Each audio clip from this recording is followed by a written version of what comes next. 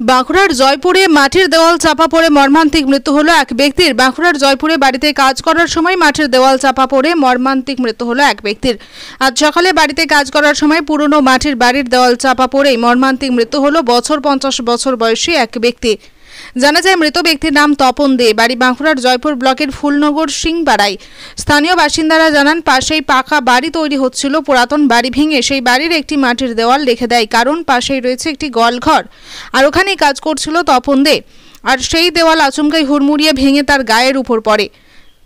ভেঙে পড়ার শব্দ শুনে ছুটে আসেন এলাকার মানুষ। তারা দ্রুত এসে আহত ব্যক্তিকে মাটির দেওয়াল সরিয়ে উদ্ধার করে তৎক্ষণাৎ নিয়ে যায় জয়পুর ব্লক প্রাথমিক স্বাস্থ্য কেন্দ্রে। জয়পুর ব্লক প্রাথমিক স্বাস্থ্য কেন্দ্রের কর্তব্যরত চিকিৎসক তপন দেকে মৃত বলে ঘোষণা করেন। খবর দেওয়া হয় জয়পুর থানায়।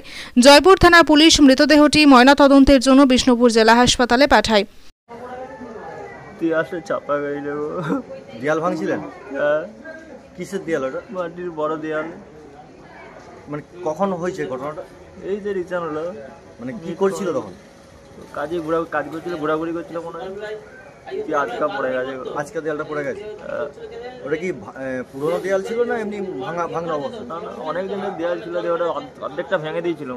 অর্ধেকের বসে একটা দেয়াল ছিল শুধু, ওই গরুটা ছিল বলে ওই যে রেখেছিল, আটকা পড়ে গেছে। যিনি মারা গেছেন তার নাম? তখন যেমন বাবা। আপনার বাবা? আপনারা দুজনেই ওখানে ছিলেন? আমি তখন তাকে নিয়ে বাজারে গেছিলাম, সিভেন আছে যে এরকম ঘটনাটা হয়েছে।